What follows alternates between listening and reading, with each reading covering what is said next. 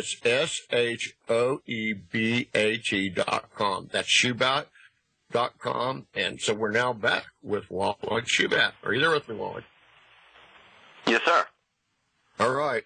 Well, let's see. When we left, we were talking about, what were we talking about? We were talking about you. That's what we were talking about.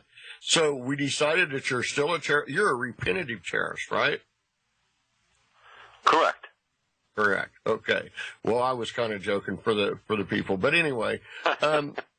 So okay. Well, we've now come into the second half, and in this part of the program, we started talking about the Bible.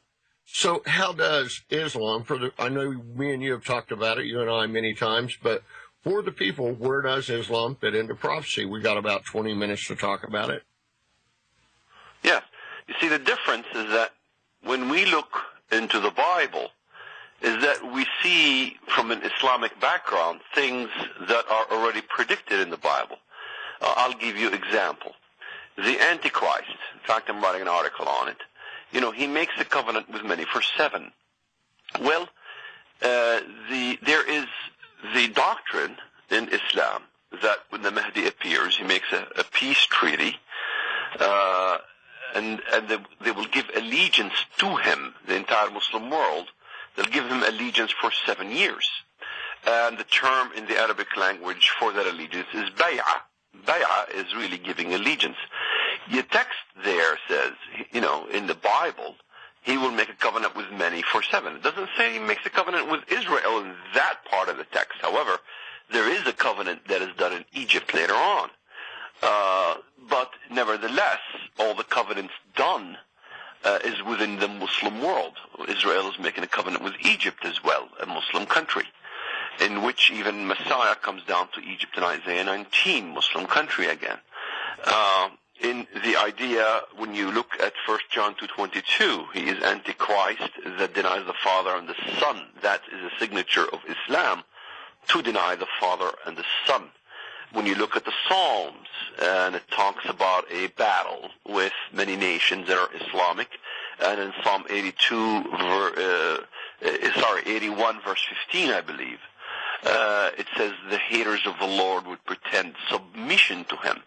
So Islam literally means submission, and the nations that are submitting or think they submit to God are all Islamic. It is a coalition of Islamic nations, the Ishmaelites, the Hajarins.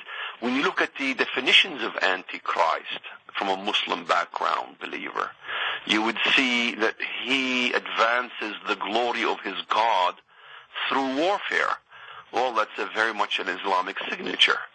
He will not honor the desire of women. Doesn't care about women's rights. That's an Islamic signature. So, you know, I can give examples like this. But when we read it, we read the antithesis of what we believed. So the Bible really is the opposite of what we believed, and Islam is the antithesis of the Bible. So you begin to ask yourself the question, are we the good guys? Perhaps we're the bad guys who thought we were the good guys, and the bad guys are the good guys, and the good guys are the bad guys. We've just been deceived to think we're good guys, when in reality we're the bad guys. You see that kind of reverse of everything, and you begin to view all of these things, then you are astonished at how could someone have predicted so eloquently and accurately Antichrist, the agreements, the peace treaty, the predictions about the destruction of the state of Israel is in Islam as well. The man on the white horse, the rider of the white horse, is the Antichrist, yet in Islam we learn that the rider of the white horse is the Mahdi of Islam. So everything we knew about the Mahdi is in the Bible regarding the Antichrist. So, in fact, my first book on prophecy was not God's War on Terror. And no problem on that issue that you erred on, because you don't know everything about my background. I can't blame you. But my first book on prophecy was Why I Left Jihad. The summary of what I wrote in God's War on Terror is basically in Why I Left Jihad, and you can find it even before that on the internet. It's been 2 decades since I have stated the obvious today, that Turkey will rise, the Arab Spring, everything you see around you in the Muslim world, it's been, written 2 decades ago by myself. Is it because I was a genius and I'm flattering myself on your show? Hardly. It's because I simply stole the information from the Bible because there was no copyright by the prophets who authored it. So I basically said, what an opportunity. I can tell the future. And when 2 decades ago, when I talked about the Ottoman Empire rising, if you Googled Ottoman Empire, revival of the Ottoman Empire, you got no hits. Nobody even was discussing such a scenario. Yet now, I challenge your listeners, go put revival of the Ottoman Empire, or put Neo-Ottomanism, the new Ottoman Empire. Just put Neo-Ottomanism and see the world experts on political affairs and demographies are discussing the issue as it's already came to pass. Yeah, absolutely. Absolutely. When I first read the book God's War on Terror that she did with Joel Richardson, I went, wow, because when I read the Bible, I read it, from an unchurched point of view. I turned to the Lord like 24 years ago, but before that I was never churched. And so, I didn't know my Bible very well, but, when I read your book, and Joel's book, I just couldn't believe how, it just all matched up. People said the Bible was confusing. It didn't sound confusing at all to me, except with that interpretation. And Joel, as you know, has written several books on it. And so, you both have come dramatically, hitting the nail on the head. Yeah, we're sort of a duplicate copy of each other. He's the Western copy, I'm the Eastern copy. He has been looking and monitoring why I left jihad a decade or so ago, and it basically sparked his mind to look into the issue. And so we pretty much exactly believe almost 99.99% on the issues of a rise of an Islamic Antichrist. I have a question written down here that I wanted to get out to you. And I hope you understand it in the right way. What's the problem with 666? Well, the problem with 666 is just what you just said, is 666. 666 as a number doesn't exist in the text. So it is an interpretation of something that we put on the text. So we superimpose an interpretation. We say his number is 666, but that's not what it says in the Greek. It says in the Greek basically his multitude, or his number, arithmos, could be interpreted as number and as well as multitude. His multitude is 3 symbols that were written in the Greek, text. Many criticized me because I made a mistake.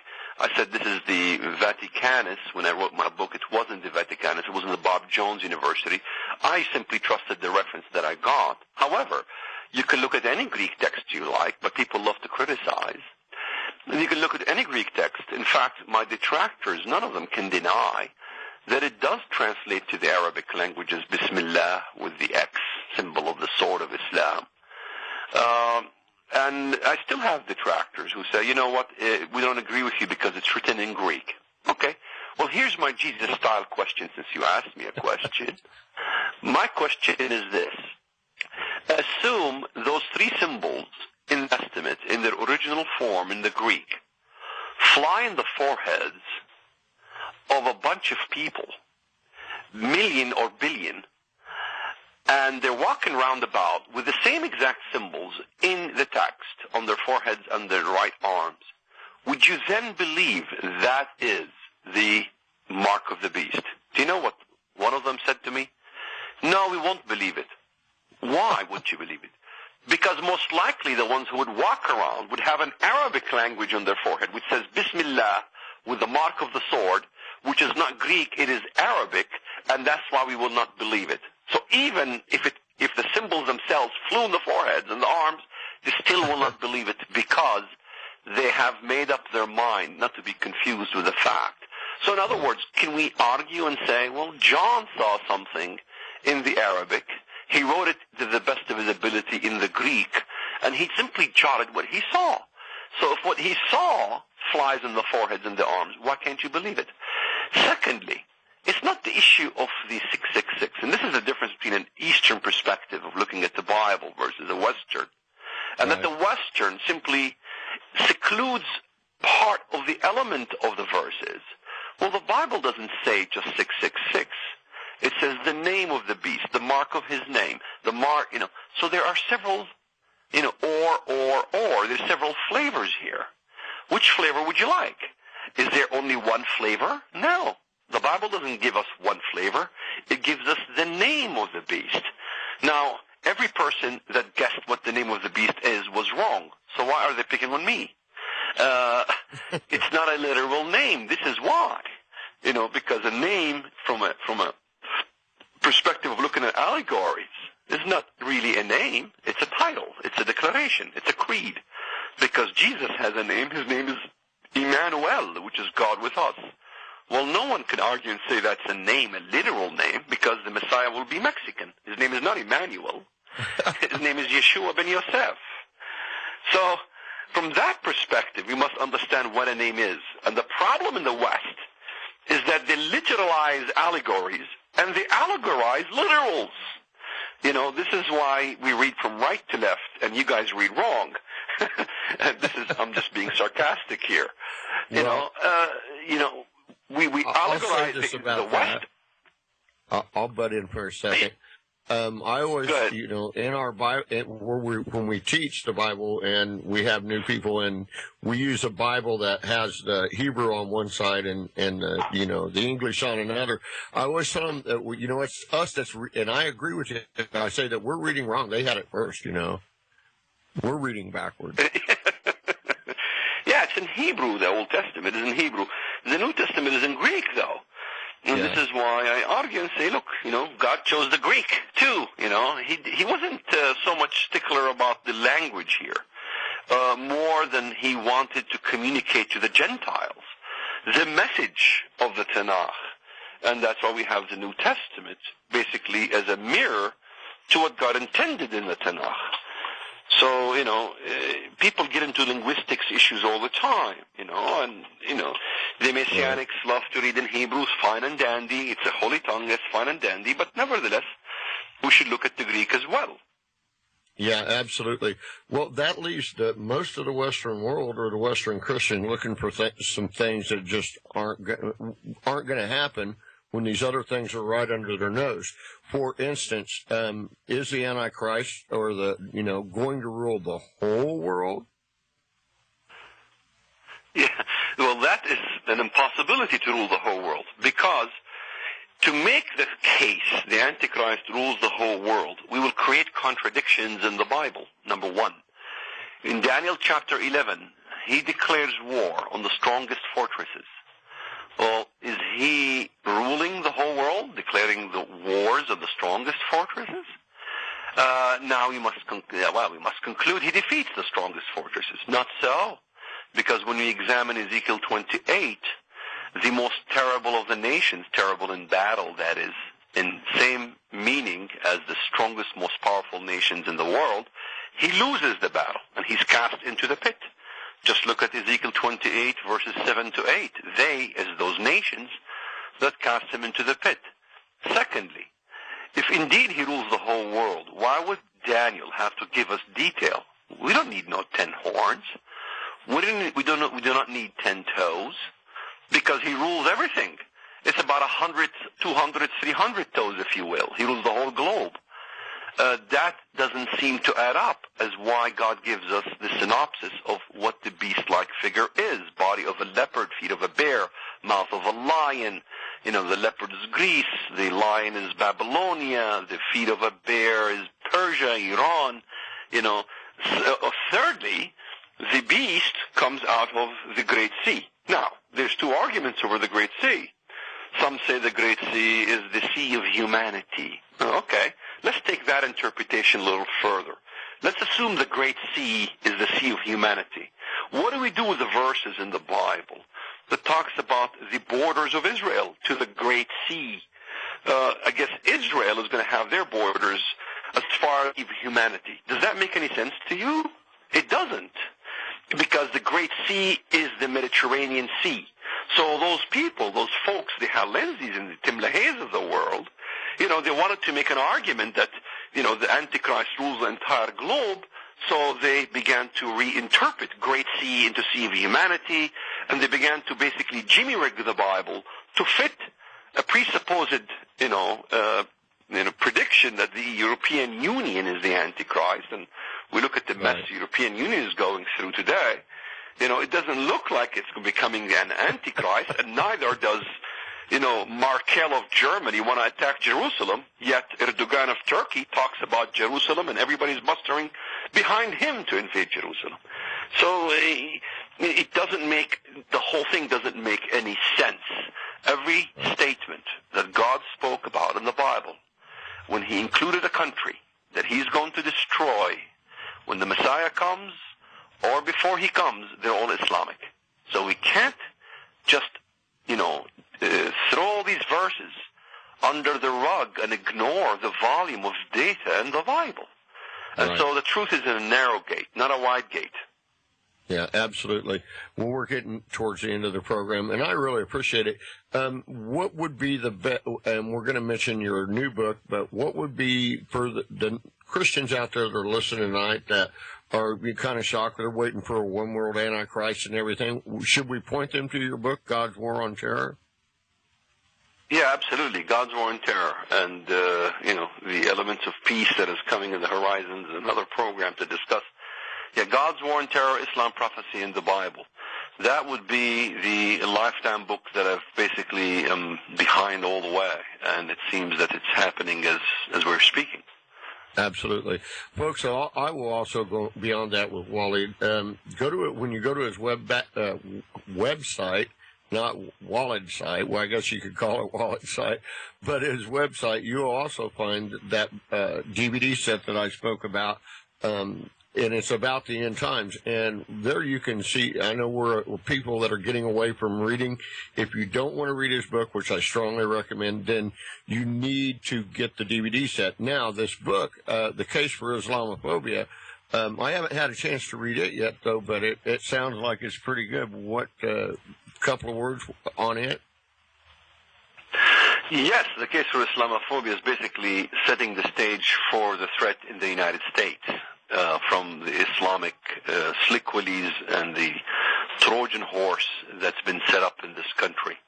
And it examines much of the elements of who the enemy is, saying, and equips the American to really give an answer to anyone who challenges the issue of the threat of Islam. Also, if I may remind that the DVD set you mentioned is also on CD, which the people can put in their car as they drive and listen to it as well. There's been a lot of requests to make a CD because people are busy, they're driving here and there. Right. They can put it in a DVD set, in a CD, in a car, and listen to it.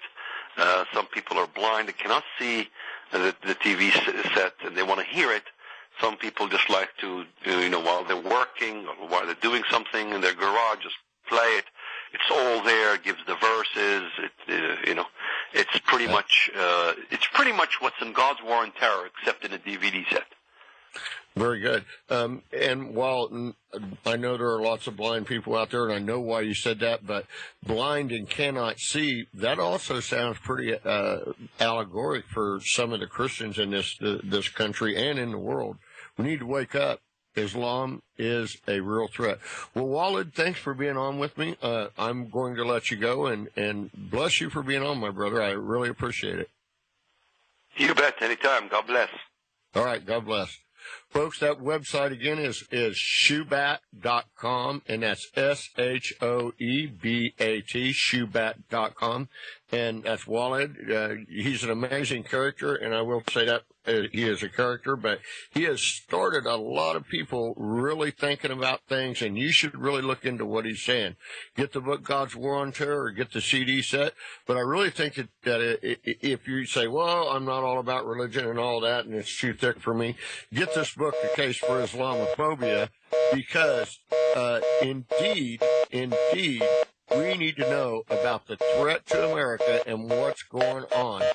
So, folks, get the book, The Case for Islamophobia, and you can find that at shoebat.com. And we'll probably have Ben Barak came on, will be back on with us, and he helped him co-write that book because he puts a little Western input to it. So we'll have Ben in to talk about it also. But folks,